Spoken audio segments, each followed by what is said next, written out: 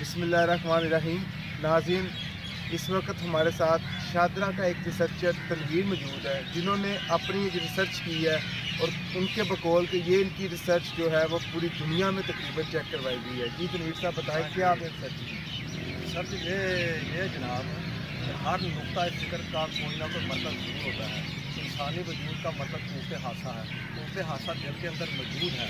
ساری دنیا میں سے کس کا دل چاہے مقابلہ کر سکتا ہے۔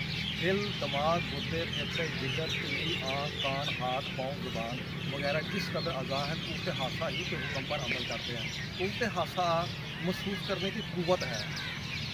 دل، دماغ کا کام تراش کھاش کرنا، مقدمات مرتب کر کے نتائج نکالنا۔ یہ ہے ریسرچ جو میں نے کی ہے۔ تقریباً امریکہ، یورپ میں ریسرچ سینٹر کی ریسرچ کا کام ہو رہا ہے۔